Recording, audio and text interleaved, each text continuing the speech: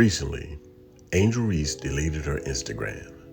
I don't pretend to have any special insight, but it does appear to have something to do with one of the recent posts around her New Year's attire. Now, I'm not one to be giving Charleston White any kind of validation, but he might have been on to something when he was on the 520 podcast with Jeff Teague. The clean version of what he said was that she wants to be an influencer who profits off being sexualized, and that's being generous. This is a bit of a paradox because in the past, she's talked about being negatively affected by people who've sexualized her, which leads us to a bigger conversation that I think is long overdue.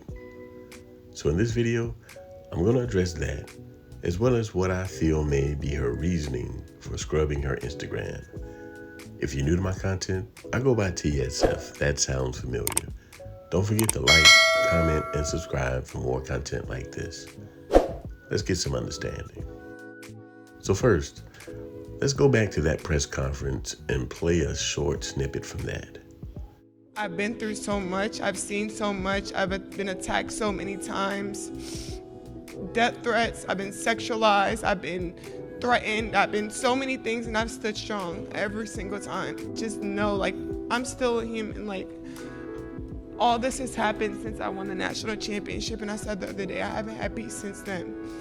And it sucks, but I still wouldn't change. I wouldn't change anything, and I would still sit here and say, like, I'm unapologetically me. I'm gonna always leave that mark and be who I am and stand on that. And hopefully the little girls that look up to me, and hopefully I give them some type of inspiration that hopefully it's not this hard and all the things that come at you, but keep being who you are, keep waking up every day, keep being motivated, staying who you are, and just be confident. There's two things that I want to focus on here. The first is how she said that she's been sexualized, because on the one hand, she says she doesn't want that. And then on the other hand, she does it to herself. Make that make sense. Angel Reese, Kelly, has claimed that she is a huge victim because people have sexualized her too much, okay? The photo that she just posted on Instagram, which is now going viral, explain to me as a woman, how can you wear that and also complain and post it and also complain that you don't like being sexualized? What is the take here? You know, it's funny. I just did another show right before this one, and we talked about how this younger generation just wants to cry and be victims about everything, right? Like, they want to cry that the sportsbooks aren't refunding their bet because the player prop that they bet, the player got hurt. Like, it's the same thing. It's this younger generation, and they have no accountability whatsoever. Wear whatever you want. But if you don't think that if you don't post that photo, wear it out. Why post the photo? If you don't want the likes, the comments, the thirst, the simps, the haters, all of the above, don't post the photo. I know exactly how to get likes, hate, all of the above on social media. Absolutely. Post a swimsuit photo with me and Ariel Epstein where you just cut it off right here. Everybody riots. They get so mad. Show a little bit here, show a little bit there. Let's see who gets angry or who is happy. You post that, you're looking for all of the comments. And I have to say this. I think that modesty is interesting. And this is someone who used to wear a crop top jersey, work in a nightclub, wear pretty minimal clothing. Like, I've realized that sometimes keeping those things a little bit more under wraps makes the mind start to wonder, at least the minds of heterosexual men that probably watch this program. I understand. You want to wear it. You feel great about it. You got a great body. You play in the WNBA, but you cannot cry. You cannot say anything. I mean, have you seen some of her TikTok posts? Like, she's literally held up an outline after getting waxed. You can literally see all of her business there outlined in blue wax. And I'm like, oh yes, please tell me how sexualized you are. I mean, what are you gonna do?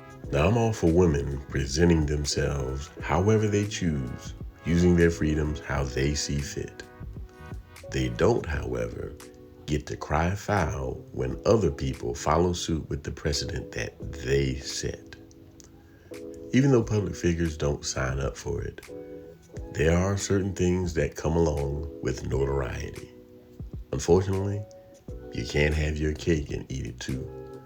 You can't experience only the good parts of being a public figure without also dealing with the bad parts. As someone in the public eye, get ready to have your opinions challenged and your motives second-guessed. Get ready to be in the spotlight and to have every misstep magnified. She's a young woman and bound to make a mistake or two. Comes with the territory. So that just means that she has to be extra careful not to get caught out there. The second part about that press conference that I want to hone in on is when she said she wanted to be someone for little girls to look up to. Not dressing like this. Women already try to hold men accountable, and that men give free attention and validation to scantily clad women on social media. They say if men didn't do it, then the women wouldn't be compelled to respond to that validation. In my opinion, that's a sneaky way to avoid accountability. I say that if you want to be treated with respect, that goes hand in hand with dressing respectably. You can't get around that. Saying you want to be a good role model for young girls and then being unapologetic about sexualizing yourself is crazy work. Remember, I said I'm all for women presenting themselves however they choose, which includes how they dress. But you get everything that comes along with that, respectfully. So keep that same energy when the judgment and criticism inevitably comes your way. Look, maybe she had a change of heart. Maybe this is the start of a trend by famous people to get off of social media to avoid all the negativity. Remember, this year's Heisman Trophy winner, Travis Hunter, did as much. Social media certainly can be a double-edged sword, but on the worst end, it can serve as a distraction for someone who's supposed to be focused on their craft. Either way, a break would do her some good. Now that we got some understanding, I'm about to get up through here on y'all. If you got value from this video, hit the like button, subscribe to the channel, and watch one of these videos next.